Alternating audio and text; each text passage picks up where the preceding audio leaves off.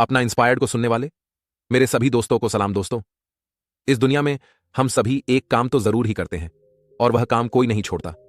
अब आपके मन में यह सवाल उठ रहा होगा कि आखिर ऐसा कौन सा काम है जो हर कोई करता है, तो वह है मांगना। हम सभी किसी ना किसी से कुछ ना कुछ मांगते ही रहते हैं। जिनके पास कुछ है वह भी मांगते हैं और जिनके पास कुछ नहीं वह भी मांगते ही रहते हैं। लेकिन क्या कभी आपने इस शक्ति पर गौर किया है? यह शक्ति बहुत ही अद्भुत है और इसे हम पहचान नहीं पाते। बिना सोचे समझे हम केवल मांगते ही रहते हैं, लेकिन हम इस शक्ति के बारे में जानना नहीं चाहते। कहा जाता है कि हमें बहुत सोच समझ कर मांगना चाहिए, क्योंकि जो भी हमने मांगा है वह हमें आज नहीं तो कल जरूर मिलेगा। लेकिन दिक्कत तो यह होती है कि हम में से अधिकांश लोग मांगते कुछ और हैं और मिलता कुछ और है। और ऐसी स्थिति में हम यह सोचने लग जाते हैं कि शायद वह हमारी नसीब में है ही नहीं, या फिर हो सकता है कि वह हमें मिलना ही नहीं है। मेरी तो किस्मत ही फूटी हुई है। लेकिन हम दूसरे पहलू की ओर देखते ही नहीं। हम कभी यह नहीं सोचते कि आखिर जो हमने मांगा था वो हमें क्यों नहीं मिला। कहीं ना कहीं कुछ ना कुछ तो गड़बड़ जरूर है। ऐसा इसलिए होता है क्योंकि हम अपने लिए सही चीज मांग ही नहीं रहे होते। हम अधिकांशत ही अपने लिए कुछ गलत ही मांग लेते हैं और इसीलिए जो हम मांगते हैं वही हमें मिलता है। अब आप ये सोच रहे होंगे कि भला हम अपने लिए बुरा क्यों चाहेंगे, हम अपने लिए बुरा क्यों मांगेंगे? ये सब फिजूल की बात है। तो मैं आपको बता दूं कि ऐसा बिल्कुल नहीं है। आपने अपने लिए जानबूझ कर ना सही, लेकिन अनजाने में आपने अपने लिए गलत ही मांगा था और वही आपको मिला है। चलिए इसे एक कहानी के माध्यम से समझते हैं। एक समय की बात है, एक नगर में एक बहुत ही गरीब व्यक्ति रहता था। उसके पास केवल कुछ ही धन था। उस धन से उसने नया व्यापार आरंभ करने के बारे में सोचा, किंतु व्यापार आरंभ करने से पहले वह मंदिर गया और वहां पर वह भगवान की मूर्ति से कहता है, हे भगवान, मैं अपने थोड़े से धन से व्यापार आरंभ करने जा रहा हूं। मेरा व्यापार सफल करना। मैं आपसे ज्यादा नहीं मांग रहा, किंतु मेरा व्यापार इतना जरूर सफल कर देना कि मैं अपने परिवार की सभी सुख सुविधाओं का ध्यान रख सकूं। इसके बाद उस व्यक्ति ने उस धन से एक नया व्यापार शुरू किया। व्यापार शुरू होते ही उसे लाभ भी मिलने लगा और जो उसे लाभ मिला था उसमें से कुछ हिस्सा उसने मंदिर में चढ़ावे के रूप में दे दिया और वह ऐसा हमेशा किया करता। देखते देखते उसका व्यापार भी अब तेजी से बढ़ने लगा था और वह उस नगर का सबसे बड़ा व्यापारी बन चुका था। और ऐसा करते करते उसे करीब 4 वर्ष बीत चुके थे। इन 4 वर्षों में वह कभी भी मंदिर जाने से नहीं चुका था। वह हर रोज मंदिर जाता और भगवान की मूर्ति के सामने हाथ जोड़कर उनसे हर रोज कुछ ना कुछ मांगा ही करता। सब कुछ अच्छा चल रहा था, लेकिन एक दिन अचानक उसे व्यापार में एक बहुत बड़ा घाटा हुआ। लेकिन उस युवक ने उस घाटे को नजरअंदाज कर दिया। उसे लगा कि हो सकता है कि कुछ गलतियां हुई होंगी, लेकिन वह सही हो जाएंगी। लेकिन देखते ही देखते धीरे धीरे व्यापार में और भी घाटे होने शुरू हो गए और अब उसे समझ नहीं आ रहा था कि आखिर उसके साथ क्या हो रहा है।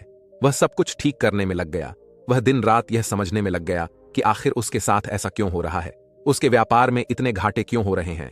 वह लगातार प्रयास करता रहा, कोशिश करता रहा, लेकिन उसके बाद भी सब कुछ गलत ही हो रहा था, जिस कारण वह बहुत ही परेशान और चिंतित रहने लगा था। वह बहुत तनाव में रहने लगा था। एक दिन वह अपने व्यापार के बारे में बैठकर सोच ही रहा था कि तभी उसके मन में एक विचार उठा। वह यह सोच रहा था कि कहीं मुझसे भगवान नाराज तो नहीं हो गए। लगता है मुझसे कोई बड़ी भूल हो चुकी है, मुझसे कोई ना कोई गलती जरूर हुई है, तभी तो मेरे साथ ऐसा हो रहा है, तभी तो भगवान मुझसे नाराज हो गए हैं। अपनी इस गलती का पता लगाने के लिए वह तरह तरह के विद्वानों और ज्ञानियों से मिलने लगा। वह उनसे संपर्क करने लगा। सभी ने अपनी अपनी तरफ से कोई ना कोई उसे उपाय बताया। उस युवक ने वह सारे उपाय भी किए, लेकिन उसके बाद भी उसे व्यापार में कोई भी लाभ नहीं हो रहा था। वह अपने व्यापार को चलाने की हर मुमकिन कोशिश कर रहा था। वह चाहता था कि उसका व्यापार एक बार फिर से पहले की तरह चलने लगे, लेकिन न जाने क्यों उसका व्यापार दिन ब दिन घटता ही जा रहा था। और एक दिन तो ऐसा भी समय आ गया जब उसके पास केवल रहने के लिए घर और कुछ पैसे ही बचे थे। बाकी सब कुछ नीलाम हो गया, जिससे निराश और क्रोधित होता हुआ वह तुरंत ही उस मंदिर में जा पहुंचा और वहां जोर जोर से चिल्लाने लगा। वह मूर्ति के सामने जोर जोर से चिल्लाकर कहने लगा, आखिर मेरी भक्ति में ऐसी कौन सी कमी रह गई थी, मुझसे कौन सी गलती हो गई जो आपने मुझे इतनी बड़ी सजा दी।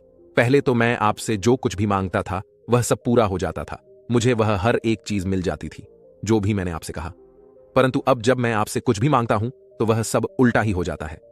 आखिर ऐसा क्यों? वह चीख रहा था, चिल्ला रहा था और धमकी देते हुए कहता है, ठीक है, मैं आज के बाद इस मंदिर में कभी पांव भी नहीं रखूंगा और ना ही कोई चढ़ावा चढ़ाऊंगा। आज के बाद मैं यहां से कभी गुजरूंगा तक नहीं। अब से मैं यहां पर कभी नहीं आने वाला। वह अपनी व्यथा सुना ही रहा था कि तभी वहां से एक गुरुवर गुजर रहे थे। उन्होंने उस व्यक्ति की व्यथा देखी। उसे इस तरह से परेशान और चिंतित देखकर वह उस व्यक्ति के पास गए और उस व्यक्ति से कहते हैं, क्या बात है, तुम बड़े परेशान और चिंतित लग रहे हो, और इस तरह इन पत्थर की मूर्तियों से लड़कर तुम्हें क्या लाभ मिलेगा? ये तुम्हारा बुरा क्यों करेंगी? इस पर वह युवक उन गुरुवर से कहता है, हे गुरुवर, ये मूर्तियां नहीं, ये भगवान है। पहले यह मुझ पर कृपा किया करते थे। मैं जो कुछ मांगता था ये सब कुछ पूरा कर देते थे, लेकिन अब इन्होंने मुझे धोखा दिया है। इस पर वह गुरुवर उस युवक से पूछते हैं, धोखा कैसा? धोखा? इस पर वह व्यक्ति जवाब देते हुए कहता है, हे गुरुवर, जब मैं गरीब था और मेरे पास केवल कुछ ही धन था, तब मैं इनके पास आया था और मैंने इनसे प्रार्थना की थी कि मेरे पास केवल कुछ ही धन है और मैं इस धन से एक व्यापार शुरू करने जा रहा हूं। कृपया करके मेरे व्यापार को तरक्की देना, इतना कि मैं आराम से अपने परिवार की सुख शांति का ख्याल रख सकूं। लेकिन इसके बदले में उन्होंने मुझे बहुत कुछ दिया। उन्होंने मुझे इस नगर का सबसे बड़ा व्यापारी बना दिया। किंतु आज जब मैं कुछ भी इनसे मांगने आता हूं तो जो कुछ भी मैं मांगता हूं ठीक उसका उल्टा हो जाता है। ये मेरी एक नहीं सुनते। अब आप ही बताइए मैं क्या करूं? आज मेरी ऐसी हालत हो चुकी है कि मेरा सारा व्यापार चौपट हो चुका है। मेरे पास केवल रहने के लिए घर और थोड़े से पैसे ही बचे हैं और मेरा सब कुछ नीलाम हो चुका है। उस युवक की सारी बातें ध्यानपूर्वक सुनने के बाद वह गुरुवर उस युवक से कहते हैं, मैं जानता हूं कि यह पत्थर की मूर्तियां तुम्हारी बातें क्यों नहीं सुनती और जो कुछ भी तुम मांग रहे हो उसका उल्टा क्यों हो जाता है। इस पर वह युवक बड़ी उत्सुकता से उन गुरुवर से कहता है, अच्छा तो आपको पता है, तो बताइए आखिर ऐसा क्यों हो रहा है? आखिर मैं इनके लिए क्या करूं? ऐसा क्या अर्पण करूं? ऐसे कौन से रीति रिवाज निभाऊं? मैं वह सब करने के लिए तैयार हूं। इस पर वह गुरुवर उस युवक से कहते हैं, बेटा सब कुछ वैसा ही है जैसा पहले था, बस तुम्हारे मांगने का ढंग बदल चुका है, तुम्हारे मांगने का ढंग बिगड़ चुका है। उन गुरुवर की आवाज सुनकर वह युवक थोड़ा सा अचरज में पड़ा और उन गुरुवर से कहता है, हे गुरुवर, आप क्या कहना चाहते हैं? मैं आपकी बात समझ नहीं पा रहा। आप कह रहे हैं कि मेरे मांगने का ढंग बिगड़ चुका है, किंतु कैसे? मैं जैसे पहले मांगा करता था आज भी मैं वैसे ही मांगता हूं, आज भी मैं वैसे ही प्रार्थना करता हूं, तो फिर मेरे मांगने का ढंग भला कैसे बदल गया है? उस व्यक्ति की आवाज सुनकर वह गुरुवर उस व्यक्ति से कहते हैं, बेटा तुम मेरे साथ चलो, मैं तुम्हें कुछ दिखाना चाहता हूं, कुछ समझाना चाहता हूं। इतना कहकर वह गुरुवर उस युवक को एक नीम के पेड़ के पास ले गए और उसके सामने खड़ा करके वह उस युवक से कहते हैं, बेटा अगर मैं इस नीम के पेड़ की जमीन के ऊपर के तने को काटकर उस तने पर यदि मैं आम का पेड़ लगा दूं तो क्या वह आम का पेड़ हमें मीठा फल देगा? इस पर वह युवक जवाब देते हुए कहता है, हे गुरुवर, आप ये कैसी बातें कर रहे हैं? जब उस आम के पेड़ की जड़ें ही नहीं होंगी तो वह भला हमें मीठे फल कैसे देगा? बल्कि वह तो सूख जाएगा, क्योंकि जड़ों को मिट्टी और पानी की आवश्यकता होती है, तभी तो वह मजबूत हो पाते हैं। और जब नीचे नीम का पेड़ होगा और जड़ें भी उसकी होंगी तो भला आम का पेड़ ऊपर कैसे टिक सकता है? उस व्यक्ति की आवाज सुनकर वह गुरुवर उस युवक से कहते हैं, ठीक है, किंतु अगर मैं नीम के पेड़ का तना काट दूं तो नीचे से क्या निकलेगा? इस पर वह युवक जवाब देते हुए कहता है, हे गुरुवर, यदि आप नीम के पेड़ के तने को काट देंगे तो नीचे केवल जड़ ही बची है और जमीन से वही निकलेगी, और जब पेड़ नीम का है तो नीम की जड़ें ही निकलेंगी। इस पर वह गुरु मुस्कुराते हुए उस युवक से कहते हैं, बेटा तुम हो तो काफी समझदार, लेकिन अब भी तुम समझदारी से देख नहीं रहे हो इस पर। वह युवक एक बार फिर उन गुरुवर से कहता है, हे गुरुवर, आपकी बातें मुझे समझ नहीं आ रही, कृपया करके साफ और स्पष्ट तौर पर बताएं, आखिर आप कहना क्या चाहते हैं? इस पर गुरुवर उस युवक से कहते हैं, बेटा तुम्हारे साथ भी तुम्हारे जीवन में कुछ ऐसा ही हो रहा है। तुम्हारे मन के भीतर जो जड़ें हैं वह नियम की है और ऊपर की ओर तुमने आम का पेड़ बिना जड़ों के लगा रखा है, इसी कारण वह मुरझा चुका है, और एक मुरझाया हुआ पेड़ भला तुम्हें फल कैसे दे सकता है? अर्थात जो जमीन के नीचे है यानी कि जड़ें वही तो बाहर आएंगी। पर वह युवक उन गुरुवर से कहता है, हे गुरुवर, आपको जो कुछ भी कहना है साफ साफ क्यों नहीं कहते? इस तरह से बातों को घुमा क्यों रहे हैं? मैं आपकी बातें समझ नहीं पा रहा। इस पर वह गुरुवर उस व्यक्ति को एक गरीब व्यक्ति के पास ले गए जिसके पास कुछ भी नहीं था। उस व्यक्ति को उस गरीब व्यक्ति के करीब ले जाकर वह उस गरीब व्यक्ति से कहते हैं, बेटा तुम इस सृष्टि के रचयिता से क्या मांगते हो? इस पर वह गरीब व्यक्ति कहता है, हे गुरुवर, मैं भला क्या मांग सकता हूं? मैं तो बस इतना ही कहता हूं कि वह तो देने वाला है और मुझे 2 वक्त की रोटी दे दे, मुझे इससे ज्यादा और क्या चाहिए? तभी वह गुरुवर उस गरीब व्यक्ति से एक और प्रश्न करते हुए कहते हैं, तो क्या इस दौरान तुम्हारे मन में कुछ खोने का डर नहीं होता? उन गुरु के इस प्रश्न का जवाब देते हुए वह गरीब व्यक्ति उन गुरुवर से कहता है, हे गुरुवर, आप भी कैसी बातें कर रहे हैं? जब मेरे पास कुछ है ही नहीं तो मैं भला क्या खो सकता हूं? तभी वह गुरुवर उस व्यक्ति की ओर इशारा करते हुए कहते हैं, देखा तुमने, इस गरीब व्यक्ति के पास कुछ नहीं है, इसलिए इसके मन में कुछ खोने का डर भी नहीं है। इसी कारण ये जो कुछ भी मांगना चाहता है यह केवल वही मांगता है, इसके अलावा इसके मन में और कुछ नहीं होता। इसके बाद अगर उस व्यक्ति को एक अमीर व्यक्ति के पास ले गए और वह उस अमीर व्यक्ति से कहते हैं, बेटा तुम सृष्टि के रचयिता से क्या मांगते हो? अमीर व्यक्ति उन गुरुवर के इस प्रश्न का जवाब देते हुए कहता है, हे गुरुवर, मैं तो बस इतना ही मांगता हूं कि मेरा व्यापार सही चलता रहे, मुझे कभी घाटा ना हो और मैं अधिक से अधिक अमीर होता चला जाऊं। मेरे पास और अधिक से अधिक धन हो जाए, मैं इस नगर का सबसे बड़ा व्यापारी बन जाऊं और मैं हमेशा अमीर रहूं। इस पर वह गुरु मुस्कुराने लगे और उस अमीर व्यक्ति से कहते हैं, क्या तुम्हें कुछ खोने का डर है? इस पर वह अमीर व्यक्ति जवाब देते हुए कहता है, हे गुरुवर, मेरे पास बहुत कुछ खोने को है। हर एक चीज मुझे प्रिय है और मैं कुछ खोना नहीं चाहता। बस यही डर हमेशा लगा रहता है कि कहीं मैं कुछ खो ना दूं। यदि मुझसे मेरा कुछ छिन गया तो मैं क्या करूंगा? इस पर वह गुरुवर उस व्यक्ति की ओर इशारा करते हुए कहते हैं, तुमने देखा बेटा, इस व्यक्ति के पास खोने के लिए बहुत कुछ है, इसलिए यह खो सकता है। इस पर वह युवक उन गुरुवर से कहता है, हे गुरुवर, आप मुझे कब से यहां से वहां घुमा रहे हैं, लेकिन आप मुझे साफ साफ ये नहीं बता रहे कि आखिर आप कहना क्या चाहते हैं। इस पर वह गुरु मुस्कुराने लगे और उस युवक से कहते हैं, बेटा, जब तुम गरीब थे और तुम्हारे पास खोने के लिए कुछ नहीं था, तब तुम्हारे भीतर और बाहर केवल एक ही पेड़ था, अर्थात एक ही पेड़ की जड़ें थी, फिर चाहे वह नीम की हो या फिर आम की। यदि भीतर आम का पेड़ था तो वह बाहर भी आम का ही पेड़ था, जो तुम्हारे भीतर से पोषण लेकर बड़ा हो रहा था और बदले में वह तुम्हें फल भी दे रहा था। किंतु जैसे जैसे तुम्हारे पास फल की मात्रा अधिक होने लगी, अर्थात जैसे जैसे तुम्हारे पास नई नई चीजें आने लगी, महंगी महंगी चीजें आने लगी, तब तुम्हारे भीतर एक डर उत्पन्न होने लगा कि कहीं तुम इन चीजों को खो ना बैठो। ऐसी अवस्था में तुम्हारे भीतर जो जड़ें थीं वह अब नियम की हो चुकी थी, किंतु ऊपर तुमने अब भी आम का पेड़ ही लगा रखा था, और ऐसा पेड़ भला कहां टिक सकता है? वह आज नहीं तो कल मुरझा ही जाएगा और तुम्हें फल भी वही मिलेगा जो तुम्हारे अंतर में होगा, अर्थात जो तुम्हारे भीतर डर है, उस डर के कारण ही तुम्हारे साथ ऐसा हो रहा है। इसलिए तुम मुझे यह बताओ कि आखिर तुम्हारे भीतर ऐसा कौन सा डर पनप रहा है? इस पर वह युवक उन गुरुवर से कहता है, हे गुरुवर, आप सत्य कहते हैं, मुझे हमेशा कुछ ना कुछ खोने का डर लगा ही रहता है। मुझे ऐसा लगता है कि कोई मुझे लूट ना ले, कहीं मुझसे सब छिन ना जाए। जब भी मैं प्रार्थना करता हूं तब भी मेरे भीतर यह डर लगा ही रहता है। मेरी जबान पर तो हमेशा अच्छे ही शब्द होते हैं कि मेरे साथ अच्छा हो जाए, मेरा सब कुछ अच्छे से चलता रहे, मेरा व्यापार उन्नति करता रहे, लेकिन कहीं ना कहीं भीतर एक अजीब सा डर लगा रहता है कि कहीं मेरा व्यापार यदि चौपट हो गया तो मैं क्या करूंगा, यदि मेरा सब कुछ लुट गया तो मैं क्या करूंगा।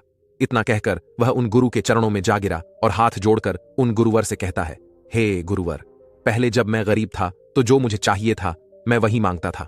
मेरे भीतर और मेरी जुबान पर दोनों एक ही शब्द होते थे, किंतु अब मेरे भीतर डर ही डर होता है।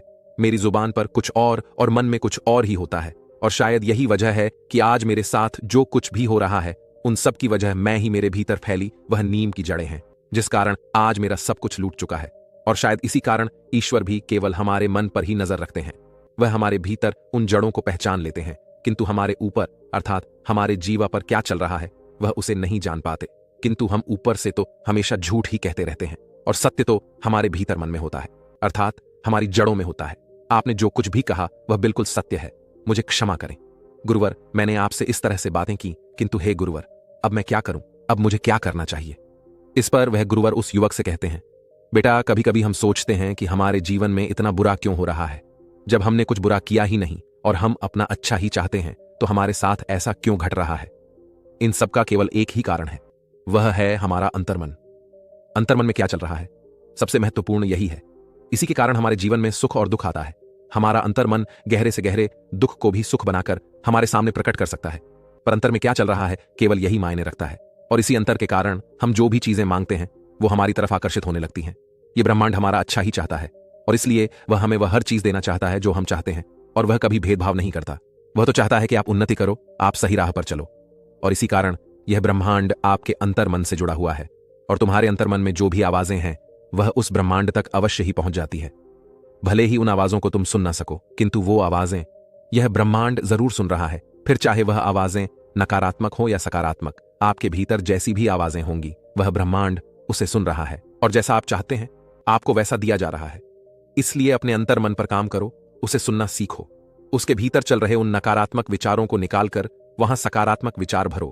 तुम्हारे भीतर कौन कौन से डर पनप रहे हैं ये तुम नहीं जानते, किंतु उसी डर के कारण हम अंतर्मन से कुछ और ही मांग रहे होते हैं और हमारी जुबान पर कुछ और ही होता है, और जो भी आपके अंतर्मन में होता है वह आपको मिल ही जाता है। इसीलिए कहा जाता है कि हमें बहुत सोच समझकर इच्छाएं प्रकट करनी चाहिए, हमें बहुत सोच समझकर मांगना चाहिए, क्योंकि मांगी हुई चीज अवश्य ही पूरी होती है।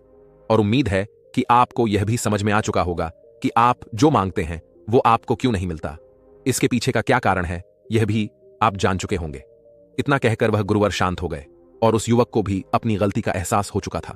उसे यह एहसास हो चुका था कि उसके अंतर्मन में जो डर था आखिर वही हुआ है। जो अपने अंतर्मन के डर के कारण उसने मांगा उसे वही मिला है। वह उन गुरुवर को प्रणाम करके वापस घर लौट गया और अब से वह अपने अंतर्मन पर ध्यान देने लगा। अपने अंतर्मन की गहराइयों पर उन विचारों को वह जागरूकतापूर्ण देखने लगा। इसीलिए दोस्तों, मैं भी बस आपसे इतना ही कहना चाहूंगा कि आप जो कुछ भी मांग रहे हैं बहुत सोच समझ कर मांगेगा, क्योंकि आपके भीतर जो डर है वह डर आपके सामने अवश्य प्रकट होगा। इसलिए अगर आप चाहते हैं कि वह डर आपके सामने ना आए तो पहले अपने अंतर्मन पर काम कीजिए। उस डर को हमेशा हमेशा के लिए समाप्त कीजिए। उस नकारात्मक विचारों को सकारात्मक विचारों से बदल दीजिए और उसके बाद आप जैसा मांगेंगे वैसा ही होगा। जो चाहेंगे वही होगा। दोस्तों, हम सभी के जीवन में कोई ना कोई लक्ष्य तो होता ही है। इसे यूं भी कह सकते हैं कि हम अपने जीवन में कोई ना कोई लक्ष्य तो निर्धारित करते ही हैं, क्योंकि हर कोई जानता है कि उसे क्या पाना है, उसे कहां पहुंचना है और वह अपने जीवन में क्या चाहता। बस फर्क यहां पर यह है कि कुछ लोगों को अपना यह लक्ष्य साफ और स्पष्ट दिखाई देता है और वहीं पर कुछ ऐसे लोग होते हैं जो अपने लक्ष्य को ढूंढते ढूंढते अपना आधा जीवन यूं ही व्यतीत कर देते हैं और उसके बाद भी उन्हें यह पता नहीं चल पाता कि आखिर उन्हें आगे क्या करना है, उन्हें कहां जाना है, उन्हें क्या हासिल करना है। और वहीं पर कुछ ऐसे भी लोग होते हैं जिन्हें बचपन में ही उनका लक्ष्य पता चल जाता है, अथवा इसे यह भी कह सकते हैं कि उन्हें बचपन में ही यह बता दिया जाता है कि उन्हें अपने जीवन में बड़े होकर यह बनना है या फिर कुछ यह काम करना है। हाँ, यह बात और है कि यह उनका अपना लक्ष्य नहीं होता, बल्कि उस बच्चे को वह लक्ष्य उसके माता पिता या फिर यूं कहे कि समाज द्वारा दिया जाता है।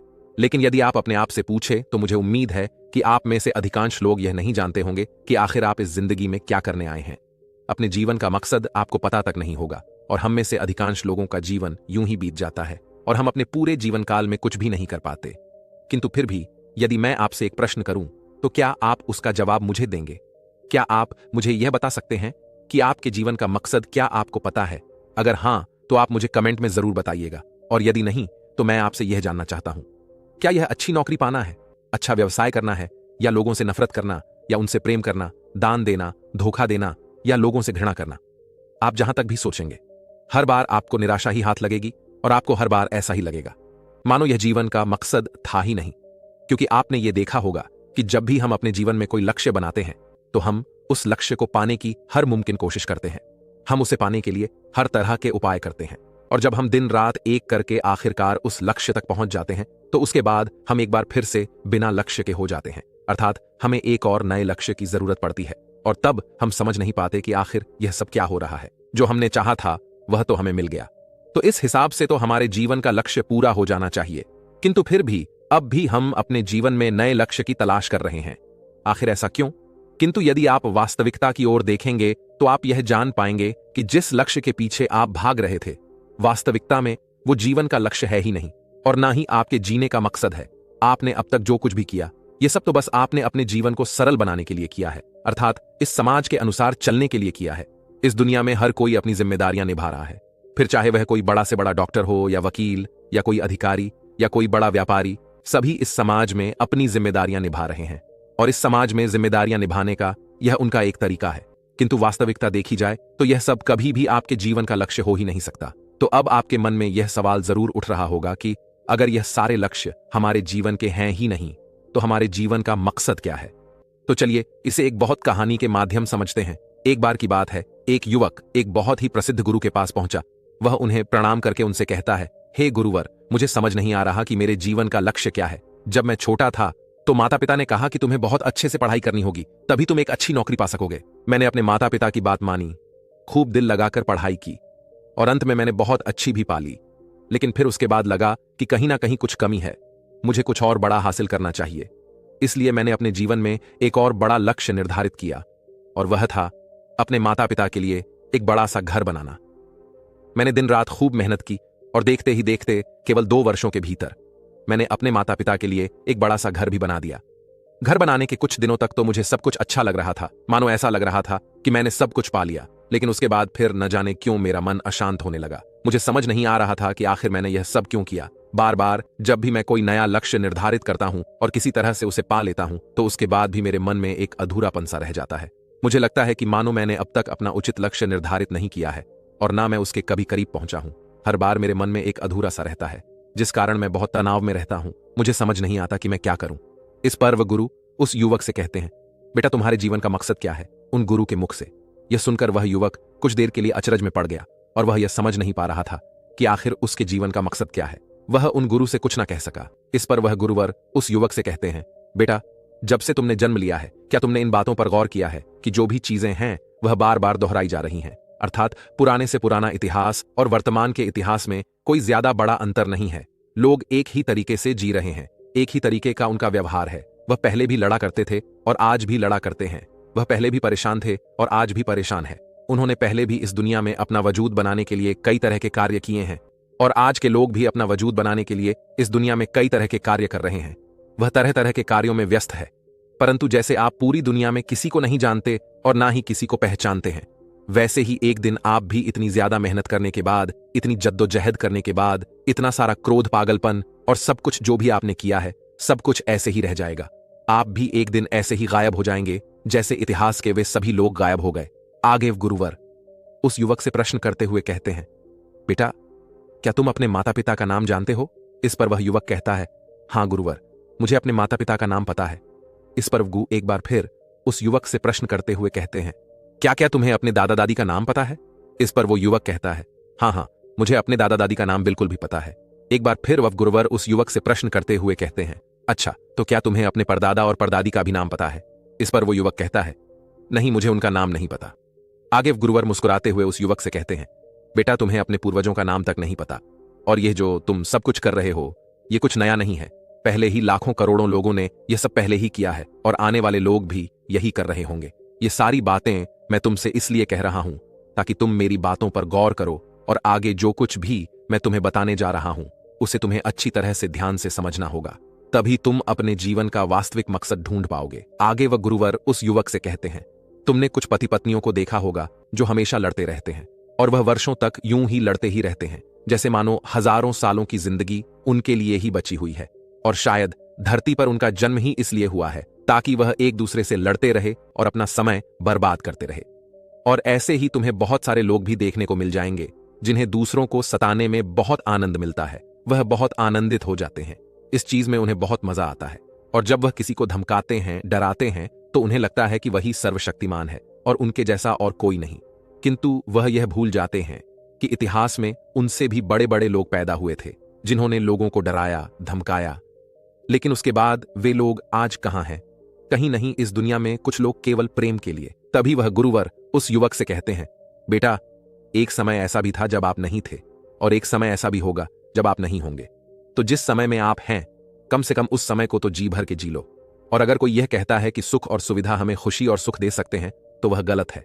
वह केवल आराम की चीजें हैं जो हम जुटा सकते हैं, वह हमें सुख नहीं दे सकते। इसे समझाते हुए वह गुरुवर उस युवक से कहते हैं, बेटा, मैंने देखा है कुछ लोग जो रिश्तेदारी निभाते हैं वह एक दूसरे को नीचा दिखाने की हर मुमकिन कोशिश करते हैं और अपने आप को ऊपर दिखाना चाहते हैं।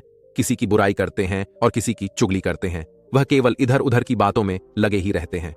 तो क्या यह उनका जीवन है? अर्थात क्या यह उनके जीवन का मकसद है? क्या इसी के लिए उन्होंने इस धरती पर जन्म लिया था?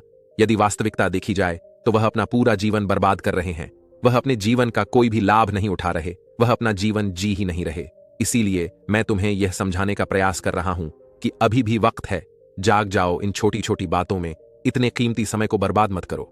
जीवन का पहला मकसद जागना ही है, उसके बाद ही शांति उत्पन्न होती है और उस शांति में ही परम जीवन जिया जाता है। परंतु हम लोग तो इस संसारी जीवन में कुछ इस तरह से व्यस्त हो चुके हैं कि यदि हमें कोई कुछ कह भी दे तो हम बेचैन हो उठते हैं। हमारे मन में तरह तरह के सवाल उठने लगते हैं कि आखिर उसने हमसे ऐसा कहा कैसे, और अगर हमने उसकी बात का जवाब नहीं दिया तो हमारा तो जन्म लेना ही बेकार है और हमें लगता है यही हमारे जीवन का मकसद है। मैं तो उसको उसकी बातों का मुंह तोड़ जवाब दूंगा। किंतु हम यह भूल जाते हैं कि जिस प्रकार हम अपने लिए फसल उगाते हैं, फिर वह फसल सर्दी, गर्मी, बरसात मौसमों को झेलते हुए वह बड़ी होती है और जब वो बड़ी हो जाती है तब हम उस फसल को काट भी लेते हैं और यही नियम हम सभी पर लागू होता है। अर्थात जो फसलें हमने बोई हैं वो फसलें भी हमें काटनी ही है। किंतु अब यहां पर प्रश्न यह है कि वह फसल काटने वाला कौन है? तो इसका जवाब है वह हम खुद ही हैं। अर्थात जो समय आप व्यर्थ की चीजों में लगा रहे हैं, यदि उसी की जगह पर आप अपना समय अपने लक्ष्य पर लगाए तो आप बड़े से बड़ा लक्ष्य हासिल कर सकते हैं। आगे वह गुरुवर उस युवक से कहते हैं, और इसके लिए तुम्हें सबसे पहले खुद को जानना होगा, खुद को पहचानना होगा, तुम्हें खुद के लिए जीना होगा। जरा अपने आप से एक बार यह प्रश्न करके तो देखो कि मैं कौन हूं और मैं इस धरती पर क्यों आया हूं। तुम्हें तुम्हारे सभी सवालों के जवाब धीरे धीरे मिलते चले जाएंगे, लेकिन उसके लिए तुम्हें अपने मन को शांत करना होगा, अपने मन के भटकाव को रोकना होगा और इसके लिए तुम ध्यान की विधि अपना सकते हो। ध्यान के निरंतर अभ्यास से तुम खुद को जान सकते हो, अपने आप को पहचान सकते हो, अपने जीवन के मकसद को जान सकते हो, क्योंकि अपने लक्ष्य को वही प्राप्त कर सकता है जिसका मन भटक नहीं रहा हो, जो केवल अपने लक्ष्य की ओर आगे बढ़ रहा हो, क्योंकि मन ही वह शक्ति है जो आपको यहां सब कुछ दिलाने में सक्षम है। किंतु जब यह मन की शक्ति भटक जाती है और चारों तरफ फैल जाती है, तब आपका जीवन भी चारों ओर बिखरा हुआ नजर आता है और आपको यह समझ नहीं आता कि अब आपको क्या करना चाहिए, किस ओर जाना चाहिए, किससे मदद मांगनी चाहिए और कौन आपको सही राह दिखा सकता है। किंतु यदि आप ध्यान करते हैं तो आप ध्यान की मदद से मन की शक्ति को एकत्रित कर सकते हैं, अपने मन के विचारों पर नियंत्रण पा सकते हैं और एक लक्ष्य की ओर आगे बढ़ सकते हैं। और जब आप इसका निरंतर अभ्यास करेंगे तो आपको वह सब कुछ मिलेगा जो आप चाहते हैं। आप अपने अपने जीवन के मकसद को भी जान पाएंगे और अपने जीवन में उस मकसद को पूरा भी कर पाएंगे। फिर चाहे वह मकसद परमात्मा की खोज हो या खुद परम शक्ति या फिर स्वयं को जानना, जो भी आप चाहते हैं वह आपको सब कुछ मिलेगा। और बस इसके लिए आपको अपने मन के भटकाव को रोकना होगा। आपका मन ही एक असीम शक्ति का भंडार है जो आपको वह सब दिला सकता है जो आप चाहते हैं। उम्मीद है कि आज हमने आपको जो कुछ भी समझाने की कोशिश की है वह आप अच्छी तरह से समझ चुके होंगे। अगर आपको अभी तक यह वीडियो समझ नहीं आई तो मैं आपसे विनती करूंगा कि आप इस वीडियो को 1 या 2 बार और देखें, और अगर आपको यह वीडियो अच्छी लगे तो आप अपने दोस्तों के साथ इस वीडियो को शेयर भी कर सकते हैं और लाइक करने के साथ साथ एक अच्छा सा कमेंट भी जरूर कीजिएगा। और हां, अगर आप हमारे चैनल पर नए हैं तो चैनल को सब्सक्राइब और घंटी बटन को जरूर दबा दीजिएगा। चलिए मिलते हैं अगली वीडियो में, तब तक के लिए अपना ख्याल रखें। धन्यवाद।